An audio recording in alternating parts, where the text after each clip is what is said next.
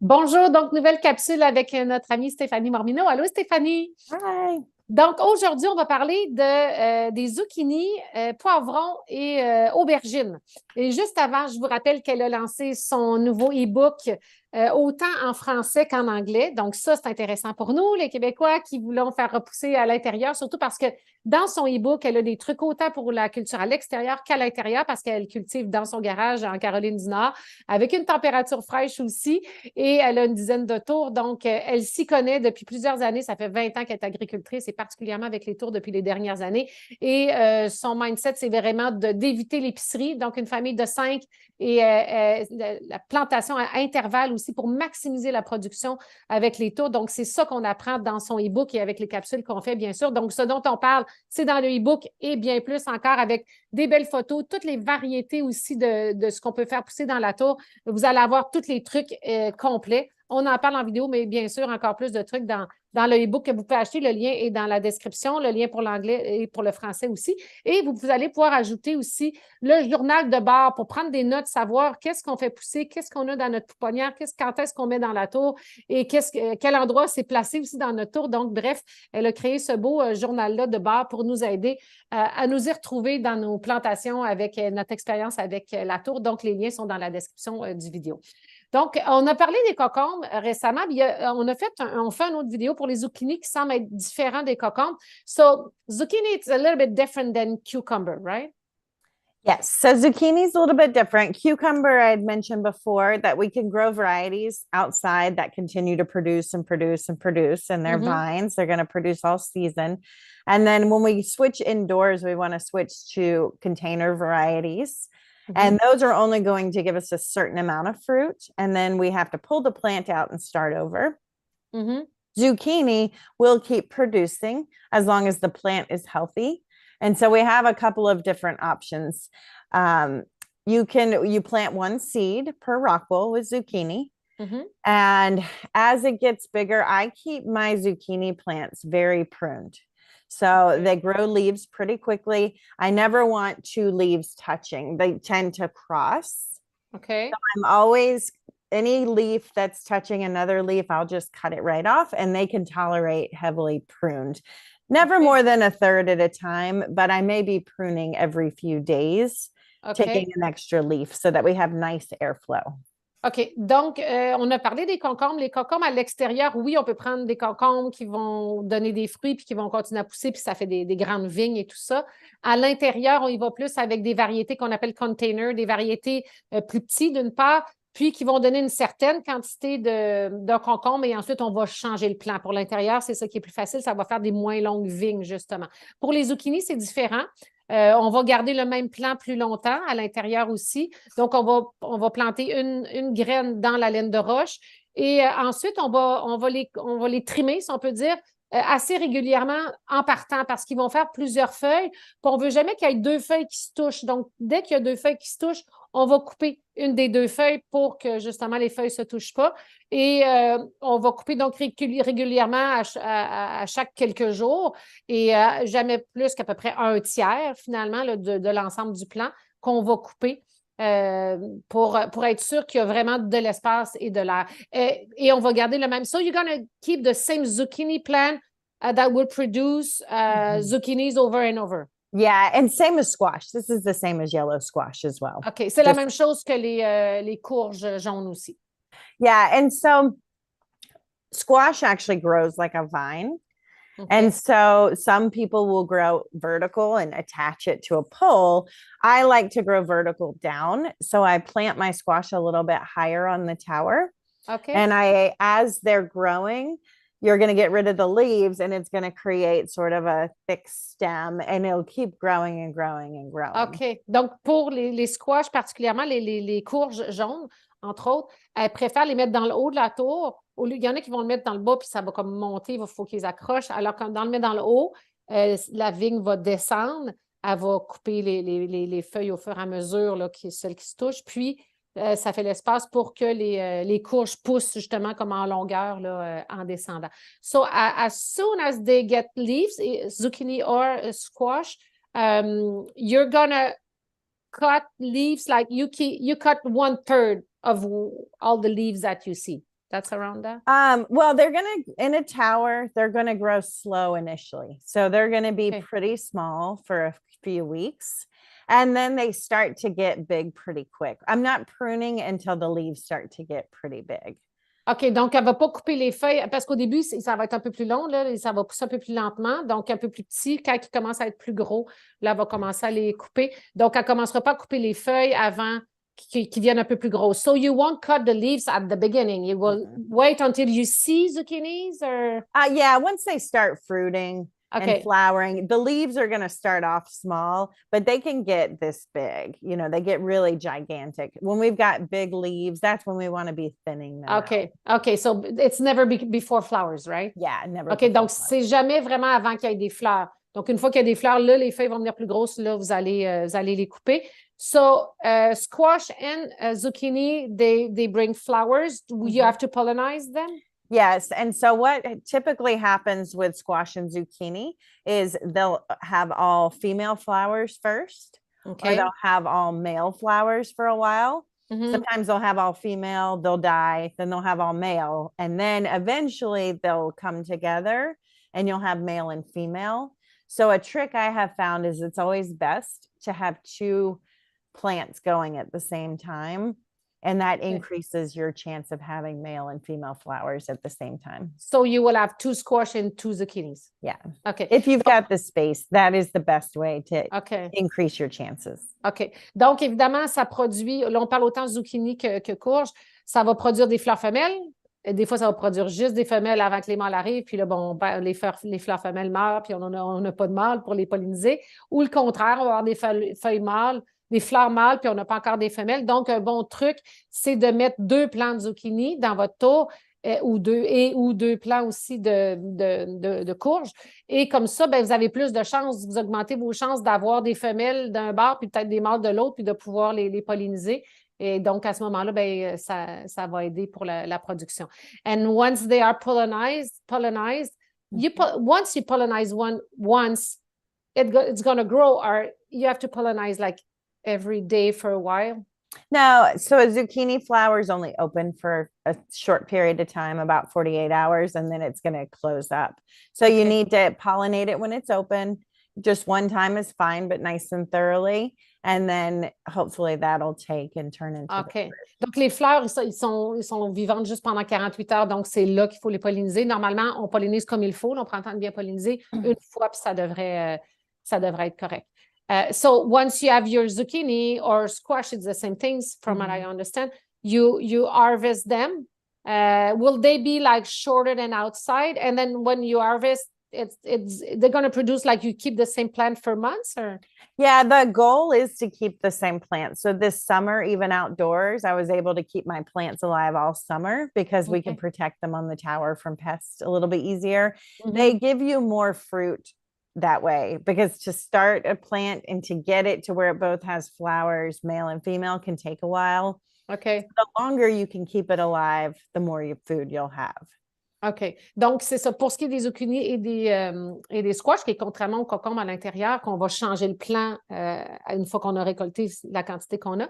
Pour les zucchinis et les courges, on veut garder ça le plus longtemps possible parce que justement, ça prend un certain temps avant d'avoir toutes les fleurs et tout ça, puis d'être capable de polliniser. Donc, on récolte le zucchini ou le squash et le plant va continuer à produire des fleurs et des fruits. So this way, at one point, they're going to be like kind of big. So once you harvest your zucchini or your squash, then do you cut all the leaves so that they be shorter, or you just leave We it don't like want to make it shorter because it's going to grow from the bottom down. So if you cut anything on the bottom, you'll cut off new growth. So I just keep the leaves. I wish I had a picture for you, but mine will be like a vine with no leaves on it. So it looks like just a stem. And then at the end, it'll have its leaves and its flowers, because none of the original growth is useful. It's just the new growth that's going to give us fruit. Ah, OK. So, donc, c'est comme une tige, because you will have harvest already those here. Yeah. And then that's leaves. the second harvest. OK. Yeah. Donc, They c'est ça. grow, yes. I don't know how to OK. describe that. So, donc, il va avoir, exemple, la tige principale, il va avoir eu les feuilles, les premières feuilles, il va avoir eu des premiers fruits. Et ensuite, vous avez récolté là, mais là, la tige principale, il ne faut pas la couper parce que ça va être plus loin que les prochaines vont arriver. Donc, ça peut avoir l'air d'une grande tige, puis après ça, il y a des nouvelles feuilles ici avec des fleurs qui vont en produire. Et c'est là que vous allez avoir vos autres fruits. So, that means at one point, it's kind of outside the tower. You bring them back because you cannot cut them, right? It's why I grow them closer to the top so that they can kind of trail down. Now, they're not going to get long like a cucumber. They're going to, 1 or 2 feet, but they will kind of they grow from the new growth happens at the bottom. So they're going to just keep getting longer and longer until they die, basically, or you take them out. Okay. There are different types of zucchinis. Some grow smaller fruit. Mm-hmm. And I recommend finding ones that have smaller fruit because we want indoors, we want to get things that are going to fruit and produce very quickly. We don't want to try and grow a 12-inch zucchini. We want to get those little ones and harvest them a little bit younger. OK, donc pour les variétés, comme on disait, les zucchinis, ça ne va pas pousser aussi long que les concombres. Donc, c'est le plan. C'est pour ça qu'elle les plante dans le haut de la tour pour qu'ils descendent quelques pieds plus bas. Puis, on choisit des variétés de plus petits zucchinis. On ne s'attend pas à faire pousser un zucchini de 12 pouces à l'intérieur. Ça va être plus pour l'extérieur. Donc, à l'intérieur, on favorise les variétés qui sont un peu plus petites. Même principe, dans le fond, que les concombres. Sauf que, contrairement aux concombres où on va changer le plan, mais les zucchinis, vous pouvez le garder plus longtemps finalement. So when it grows, then you harvest the zucchini, and then there are some other leaves. When there is flower, I can cut the leaves that are touching each other, right? Mm-hmm. Okay. So, yeah, and never more than 1/3 of the plant. Yeah. Jamais. On peut couper les feuilles qui se touchent, puis jamais plus qu'un tiers du plant quand on coupe les feuilles. And so zucchini is going to be, like I mentioned in our interval talk, we want to grow fast foods. Zucchini is going to be slow and it's going to produce kind of slow. So we just need to have the expectation, like we want most of our tower growing really fast food. And then our zucchini can kind of be in the background, giving us fruit. If you have more than one tower, you can get a lot more. But if you have one tower, then it might be a little bit slower process. C'est ça. Il faut comprendre que ça, c'est pas les zucchinis, c'est pas quelque chose qui va pousser vite, on s'entend, comme de la laitue. Donc, il faut qu'on soit prêt à comprendre que ça va être quelque chose qui va prendre un peu plus de temps. C'est sûr, quand on a plus qu'une tour, ben là, on peut en faire pousser plus. Quand on a juste une tour, ben là, faut considérer qu'on dédie 1 ou 2 trous aux zucchini, donc il ne faut pas s'attendre à avoir une production qui va être rapide. So would you say that if you just have one tower, better forget about zucchinis or? Yeah, unless you absolutely love them and they're, in our area, they can be as much as $5 a zucchini in the winter. So to me, it's worth growing because I eat a plant-based diet. I heard someone in, I think, New Zealand said they were $15 a zucchini. Oh my God. Last winter. So in that case, it's worth it. Yeah. Buy another tower, and grow them on that one. That's my suggestion. Parce que je posais la question, quand on a juste une tour, est-ce que ça vaut la peine de dire je vais m'y mettre à faire pousser des zucchinis parce que forcément, c'est un peu plus long avant d'avoir les zucchinis en question. Puis à un moment donné, ça dépend des priorités. Comme elle est végétarienne, donc évidemment, elle en mange beaucoup, ça vaut la peine. Elle a plus qu'une tour aussi. Donc, c'est sûr que aussi par rapport au prix, comme l'hiver passé dans son coin, c'était 5 le zucchini, donc ça vaut la peine de s'en faire pousser. Elle parlait en Nouvelle-Zélande, quelqu'un, ça coûtait 15 le zucchini. Donc, définitivement, ça vaut la peine d'en faire pousser, puis même d'avoir une autre tour, puis de peut-être considérer une autre tour où est-ce qu'on va faire pousser ces plus gros plants-là. D'ailleurs, si on a 2 tours, je vais lui poser la question, si on a 2 tours, est-ce qu'on peut comme dédier une tour à ces plus gros plants-là plus lents, puis l'autre tour plus à ce qui pousse plus rapidement? So I wanted to ask you, let's say, okay, I'm going with 2 towers. Would you say I'm going to take 1 tower for all that grows fast, lettuce, whatever, and then the other one for zucchini, cucumber, whatever grows more slowly? That's typically how, I still mix in some kales and things with my zucchini towers because they do last a little longer. But yeah, ideally, if you want to really replace more things at the grocery store, having something like a home unit for your greens and herbs, and then having a flex for your larger things is the better option. C'est ça. Comme elle disait, l'idéal, dans un monde idéal, c'est 2 tours, une ombre, une flex. La ombre, ça va être pour tous vos légumes feuilles. et vos herbes. Et la flex va être justement pour vos plants à fruits comme ça qui vont prendre un peu plus de temps, dans lesquels on peut mettre des kales et des bêta-cartes aussi parce qu'eux peuvent durer plus longtemps, bien sûr. Donc, ça, ce serait dans un monde idéal. One thing that's important too, the only real issue you'll have with zucchini is not pollinating them properly. So you'll lose your buds and then you get powdery mildew indoors. So I have a recipe for powdery mildew. Okay. And I spray that anytime I see signs of it. I make sure to stay on top of my spray and keep that away.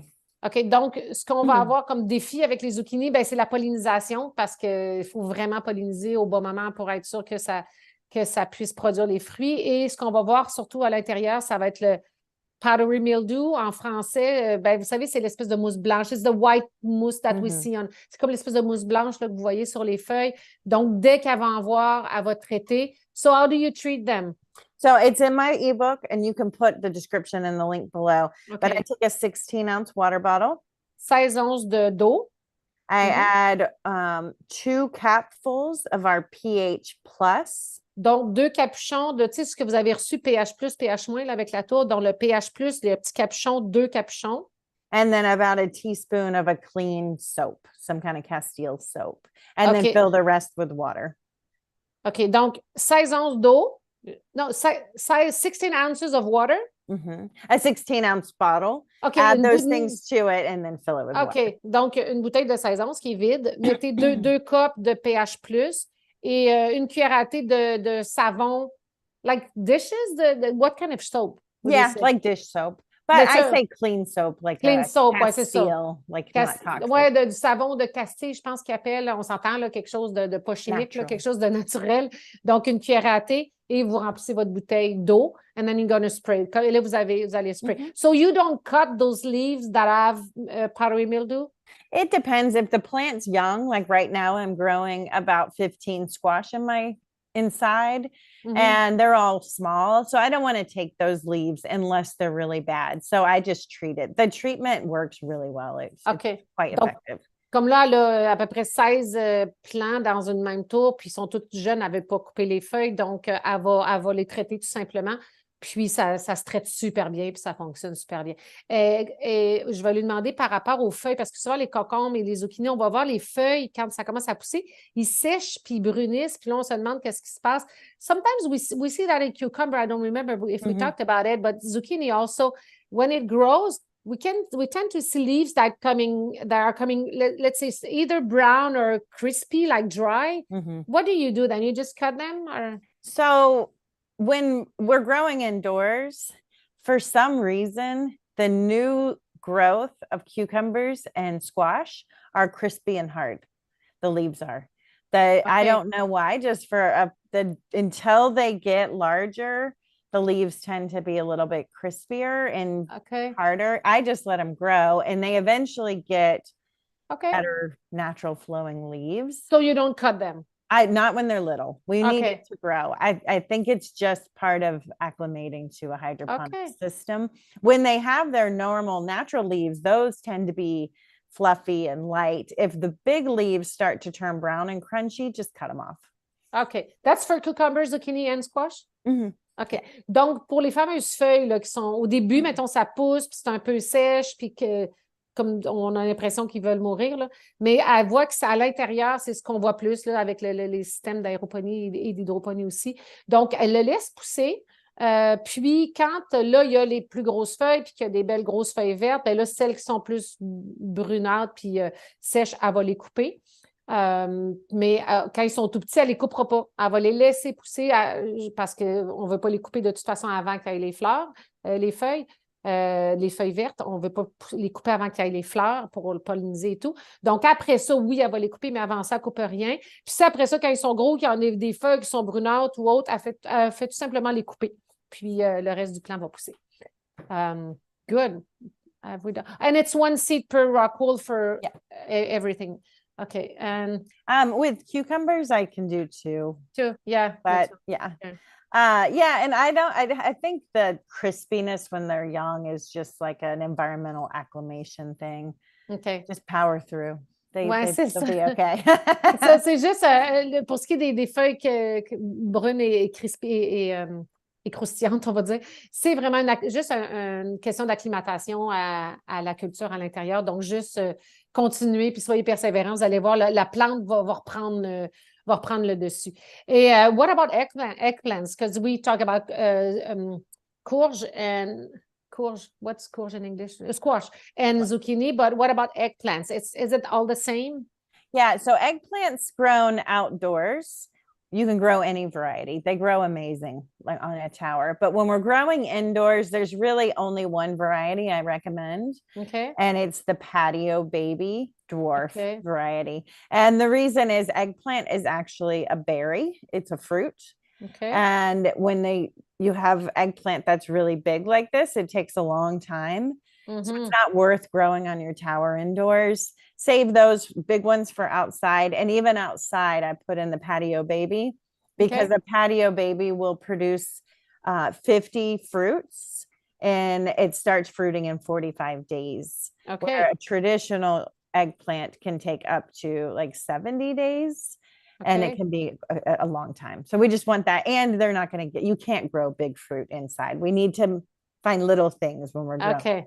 OK. Donc, les aubergines, oui, vous pouvez en faire pousser à l'intérieur, mais il y a une variété qu'elle priorise parce que vous ne pouvez pas y aller avec des grosses aubergines. Attendez-vous pas à avoir des grosses aubergines à l'intérieur. Mais but outside with a tower, you can have big. Oh yeah, I grow every variety outside. They grow amazing. OK. Fait à l'extérieur, oui, c'est facile. Toutes les variétés, des gros, des plus petits, toutes. Mais à l'intérieur, on focus sur une variété qui est plus petite, qui est elle l'appelle patio variété baby dwarf. Là. Vous allez avoir toutes les infos dans son e-book. On pourra mettre le lien dans la description aussi. Donc, ça va être des plus petits qui vont produire une 50aine de fruits en environ 45 jours. Donc, ça va être aussi un peu plus rapide parce que sinon, c'est vraiment plus long parce que ce fruit-là, c'est une baie, c'est un berry, comme elle dit, c'est une baie. Et ça va produire, comme je vous dis, cette variété-là, 50 fruits, puis c'est en 45 jours. So, once they produced the 50 fruits, then you have to change the plant, right? Yeah, it's right now I cut my eggplant back completely and I'm seeing if it'll regrow. It is regrowing. Okay. It takes a long time. So a patio baby eggplant, you can have for 5 months eating a little bit off of it. It's going to intervally bloom. So it's going to keep producing fruit. OK. Pendant à peu près 5 mois, ça va produire, puis vous allez pouvoir garder ce plan-là pendant environ 5 mois. And you have to pollinize it, right? Eggplant is self-pollinating. Ah, OK, bon, c'est facile. Yeah, shake it. OK, juste besoin de le brasser, on n'a pas besoin de le polliniser. Does it make flowers, though? Yeah, it makes flowers, but they have male and female parts. Like peppers, right? Yes. Yeah. OK, fait que c'est comme les poivrons. Les eggplants les aubergines, c'est le mâle et la femelle sont dans la même fleur, donc vous n'avez pas besoin de polliniser, vous avez juste besoin de le shaker, puis ça va produire. Donc, vous allez pouvoir garder votre plant à peu près 5 mois. Et est-ce qu'on coupe les feuilles au fur et à mesure? Will we have to prune the leaves along the way? Not really. Now, with a patio baby, it's pretty small and compact. Okay. You can trim up leaves that get old looking just to keep it nicer looking, but you don't need to prune it. OK. On n'a pas besoin de couper les feuilles comme c'est le cas des zucchinis ou des concombres. Mais bon, s'il y a des feuilles qui ne sont pas belles, évidemment, vous pouvez les couper. OK. And you put them anywhere on the tower, too? Yeah, anywhere on the tower is fine. This is another plant. Eggplant, peppers, tomatoes, squash. These are warm weather crops. And we're pushing the boundaries when we grow them inside. Again, if you have one tower and you want to eat a lot of food, these might not be the best crops. These are more advanced crops to try. Okay. But they are doable. Like if eggplant's a big part of your diet, the patio baby may be worth keeping on your one tower. OK. Donc, évidemment, ce sont autant les aubergines, les tomates, les courges, les poivrons, ce sont des plants qui ont besoin d'un peu plus de chaleur. Donc, c'est sûr que quand on fait ça à l'intérieur versus quand c'est l'été dehors, on pousse les limites un peu plus. Oui, ça se fait, mais il faut s'attendre à ce que ça soit des fois un peu plus long. Donc, à un moment donné, quand tu as une tour, ben, c'est de prendre une décision. Qu'est-ce que je veux maximiser ma production pour faire beaucoup de production rapide ou j'ai une deuxième tour où est-ce que là, je peux considérer mettre du temps sur ces plants-là qui vont prendre un peu plus de temps qu'évidemment tout ce qui pousse plus rapidement. So when you say like for peppers, tomato, eggplants and squash, and if we keep it at 20 Celsius, 69 Fahrenheit for the air, we'll be okay. But it's going to be a little bit slowly. Yeah, it's just a little slower. The micro tomatoes grow kind of like lettuce. They're pretty durable, but any of these more advanced plants, they take longer to germinate.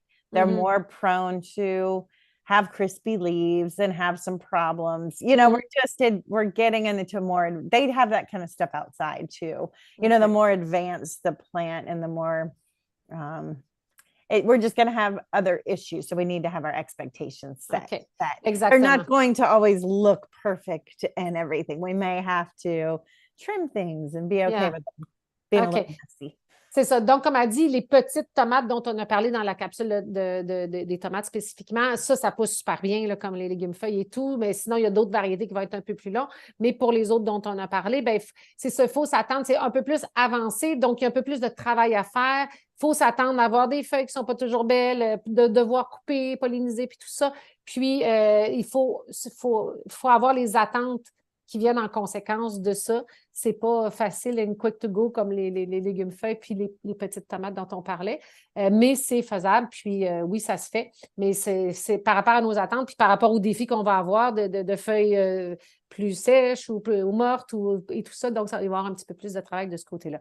So, should we include peppers in this capsule since it's kind of the same? Yeah, and peppers are pretty much the same. One seed per rock wool. You can grow any pepper. I tend to look at the size of the plant, just like I do everything when growing outside. I don't want inside. Inside, yeah, sorry. I don't want ones that are going to be 4 feet tall, obviously. I'm looking for more compact varieties. But peppers are pretty straightforward. They take time, and I think that surprises people because they take a really long time to turn into a plant and start fruiting. So it goes back to that expectation that, the pepper's great to grow and it's an expensive crop to buy at the grocery store. But is it, how we just have to have the right expectation that it's going to take time, and then start your seeds every 3 months. So that you can replace older plants with younger plants. OK, so oui, pour les poivrons, c'est une graine par rock wool. Et ensuite, évidemment, ça prend plus de temps. Depending on the variety, it might take like 90 days before you eat one, right? Yeah. Les poivrons, dites-vous, dépendamment évidemment des variétés, ça peut prendre jusqu'à 90 jours avant que vous mangez votre poivron. Donc, évidemment, ça va être un peu plus long, mais en même temps, l'hiver, surtout, il coûte tellement cher à l'épicerie que oui, ça peut valoir la peine. Vous allez partir des semis à tous les 3 mois parce qu'éventuellement, vous allez changer votre plant. C'est facile parce qu'il n'y a pas de pollinisation à faire, mâle-femelle dans la même feuille. Et ça pousse quand même assez facilement. Will you have to cut the leaves along the way or you don't really cut them? Non. On ne coupe pas les feuilles non plus. They are like autonome. They are independent and autonome, like as a plant. Yeah. So, and when a tomato or pepper starts to grow, it'll grow tall. And if you want it to be bushier, you can cut the tip when it's about 7 inches tall. You just top it off and it'll get bushier. Okay. Or you can let it grow tall. I tend to like mine to get bushier because they fit on the tower better. Okay. So I will clip that maybe first little 3 inches on the top. On the top, OK. Parce que d'une part, ce qu'elle a dit tantôt que je n'avais pas dit, c'est que vous choisissez des variétés qui ne poussent pas super haut en partant. Choisissez des variétés qui vont être limitées là, en termes de grosseur. Ça, c'est toujours marqué sur la description des graines. Et ensuite, donc, non, pas de pollinisation. On n'a pas besoin de couper les feuilles, mais si ils poussent, parce que ça pousse ils tendent à pousser en hauteur. Si vous préférez qu'ils deviennent plus bushy, bien, quand ils ont à peu près ça d'eau, comme elle a montré, là, 7-8 pouces, je pense qu'elle a dit, bien, vous pouvez couper la tête. Donc, en coupant la tête, ça va le faire grossir plus en largeur. Donc, ça peut être une solution intéressante pour vouloir l'avoir. C'est ce qu'elle préfère aussi, de les avoir plus en largeur que de prendre la place en hauteur. Et vous allez pouvoir garder le même plant. You're going to keep the same plant like for maybe 5 months parce que ça va reproduire. Yeah, and peppers are actually a perennial. They can grow indefinitely. So you can pull the pepper out, trim the the roots by 50% Okay. and cut the plant back completely. Not all the way to the base, but maybe like 5 inches OK. left, and trim it and it will regrow.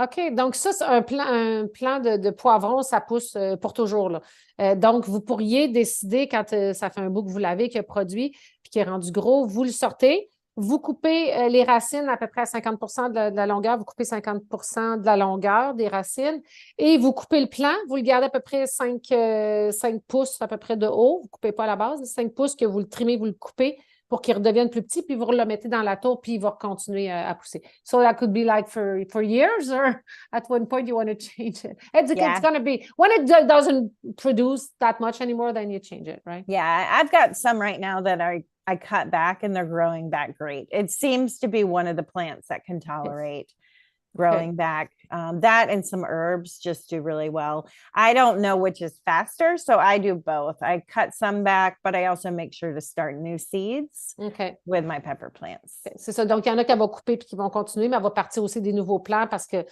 ça dépend. C'est ça, on voit là, quand ils commencent à moins produire ou autre. And do you prefer like green, yellow, or red? Do you see there's a difference? So a red pepper and a yellow pepper is actually just a green pepper matured. Mm-hmm. So a green pepper is just an immature pepper. There are varieties that are sold as red peppers, but it's because when they get fully ripe, they have good texture and flavor. So they're really all the same. So a red pepper is a green pepper, it's just how long you leave it on the tower. Okay, but so why, when we see the seeds that we can buy red one or yellow one? It's well, some will turn yellow when they're mature, and some will turn red. Okay, but they're all green first. Yeah, at first, okay, but they will either be green yellow or green red, right? Or green orange. Okay, green orange or green red. Yeah, and yellow too. It's timing. Like, so I grow I like all the colors. I think it's important to eat the rainbow. So I grow the different colors. I even grow purple ones. Okay. And when, let's say you grow one which at the end is yellow, you can harvest it at green if you want. Mm-hmm. C'est ça. Donc, sont tous verts au départ, puis ils vont tourner jaune ou encore orange ou rouge. Donc, c'est quand ils maturent qu'ils deviennent cette couleur-là, mais ils sont tous verts à la base. Donc, vous pouvez soit le récolter vert ou vous le récoltez jaune ou vous le récoltez rouge. Puis, on en fait même produire des mauves. Et I know that some people, they like spicy hot peppers. It's, you know, the small one, that's easy to grow in the tower, right? Easy to grow, yeah. Very easy. I'm growing 28 different peppers in one tower this winter as an experiment. So hot peppers, sweet peppers, snacking peppers, bell peppers. Snacking peppers are going to be faster, quicker. So the smaller the fruit, the faster and the more often you'll be able to eat off your tower. Donc, so that's another key. OK. Donc, elle fait justement une expérimentation présentement. Elle a 28 plants de peppers, de poivrons différents dans sa tour, parce que je parlais des poivrons qui sont épicés, donc les hot peppers, les sweet peppers, les snack peppers, puis tout ça. Dans le fond, tout ce qui est plus petit va pousser plus vite, évidemment, dans la tour, et ça produit vraiment. Donc, tout ce qui est plus petits poivrons, qui sont plus épicés et forts ou autres. Donc, ça va pousser plus facilement dans la tour. So I think that's about it for pepper, right? Yeah. And my final thoughts are, if we have a home tower and we have 80% of it with bok choys and kale and greens, and then micro dwarf tomatoes, because those are really effective and grow really well, and Swiss chard and herbs. That's a very effective way to get a lot of food off a tower. If we start to add peppers and squash to that, we're really going to slow down what we're pulling off our tower. So if you want to branch into some of these more advanced things, it is best to put a flex and do it in a flex. OK. OK. Donc, on prend l'exemple, vous avez une tour, vous avez une home, et 80% de ce que vous allez produire, c'est avec des bok choy, des légumes feuilles, des herbes, du kale, de bétacarde, des petites tomates, les dwarf tomatoes dont on a parlé dans la capsule. Tout ça, ça pousse super bien dans la tour et ça pousse rapidement. Donc, ça va vraiment maximiser votre tour. Et à ce moment-là, c'est peut-être préférable de laisser de côté tout ce qui est poivrons, courges et ce qui va prendre plus de temps. Sinon, soyez conscient que ça devient un choix, que votre tour va être moins productif, forcément. Mais à ce point-là, si c'est vraiment quelque chose que vous voulez faire pousser, ça devient intéressant de dire, bon, ben parfait, je vais en prendre une deuxième, une flex, exemple, où là, je vais mettre ces plants-là qui sont plus longs à pousser, là, les aubergines, les courges, les zucchinis, les poivrons. And would you enter cucumber in this second one? Or I would put the cucumber is a fast turnover. Okay. You can grow that in the home unit. Okay. Donc, how many grow ports are in the home unit? 16 regular and 16 baby greens. So, les cocombes, elle les met dans la section de ceux qui poussent vite, parce que surtout la façon dont on en a parlé avec les petits cocombes. Donc, ça peut aller avec la production plus rapide. Yeah, so 32. Yeah, so the most big plants I would put on a home unit, 7 would be pushing it. Like if you did 3 micro dwarf tomatoes, 2 peppers, and 2 cucumber, that would be fine. OK. Donc, si on prend, exemple, une tour home, maximum 7 plants pour 7 trous pour ces plus gros plants-là. Donc, elle suggérerait, exemple, 3 de tomates. On parle des... You're talking about dwarf tomato. 3 micro dwarf, yeah. Les micro dwarf tomatoes, ceux-là qui produisent facilement. Donc, 3, 2 de poivrons et 2 de cocombes, exemple. So you would let go of the squash and the eggplants, let's say, for when you have just 1 tower. Well, and you could trade those out. So you could do 3 tomato, 2 pepper, and 2 squash. Yeah, c'est ça. Don't try to do like peppers, squash, zucchini, eggplant, tomato. Yeah. We can't fit all of that effectively. When you just have 1 tower, right? When you just have one tower. Because you could put all of those in a second tower, right? Yeah. If you want to grow all that food, invest in a tower, you can go to town. C'est ça. Donc, si vous avez une tour, mettez pas toute cette tour-là avec squash, aubergines, courges et tout ça, parce que ça ne produira pas assez vite en termes de quantité pour maximiser votre tour. Donc, maximum 7 trous pour, mettons, 3 tomates, 2 poivrons, 2 cocombes, ou encore 3 tomates, 1 poivron, une courge et 2 courges, exemple, mais jamais plus que 7 trous total. Pour maximiser votre tour avec ce qui tourne plus rapidement, ce qui pousse plus rapidement, comme on a mis tantôt, bok choy, kale, betacard, toutes les laitues, les herbes et tout ça, et tomates et concombres qui rentrent là-dedans aussi. Sinon, ben, c'est mieux d'en avoir une deuxième pour ces plus gros plans-là. And on the second one, where there's, let's say, 20 ports, then you can go like 5 tomato, you can go 5 peppers if you want, and 4 squash, right? Yeah, if you have a flex, you can make that all big food. Okay. You can do all big, bigger. All big. OK. Quand vous avez une flex, là, vous pouvez y aller avec juste des gros plants. Là. Il y en a 20 trous, ben, ça pourrait être 20 trous de gros plants, comme on parle, parce que là, à ce moment-là, elle est plus grosse aussi, il y a plus d'eau, puis la base est plus large aussi. Yeah, good.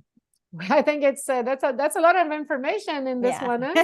Sorry. That's good. No, that's perfect. That's Lots perfect. Then that's perfect, and it's a good advice what to do when you just have one, when you have two, and to see the picture. So, on a toutes les infos. Ce dont on parle aujourd'hui, I'm always starting with this one. Le e-book, je l'ai en anglais. Celui en français est disponible aussi avec le lien qui est dans la description du vidéo aussi pour pouvoir acheter votre e-book en français. Toutes les informations, toute son expertise avec des belles photos aussi. Chaque variété est expliquée plus en détail. Ce dont on vous parle dans la vidéo, vous avez tout ça par écrit. Et vous avez même des recettes. You even have recipes, right? Et puis, là, en achetant le e-book, qui est une trentaine de dollars, là, vous pouvez acheter le journal pour une dizaine de dollars. Là, c'est sûr, je parle en dollars américains. Je pense que c'est 24 US, donc en canadien. Puis ça va vous revenir à 10 dollars US. Que vous téléchargez le PDF. Et ça, c'est le journal de bord pour écrire tous vos plans, où est-ce que vous êtes rendu, vos semis, qu'est-ce qu'il y a dans ma tour, qu'est-ce que je fais chaque semaine, chaque mois et tout ça. Donc, c'est intéressant d'avoir ce journal de bord-là pour savoir où on s'en va avec notre tour ou avec nos tours. Donc, vous téléchargez ça. Puis si vous voulez aller vous le faire imprimer, moi, j'aime bien l'avoir papier. Donc, on vous le fait imprimer là, chez votre imprimeur du coin. Donc, les liens sont dans la description. Merci beaucoup, Steffanie.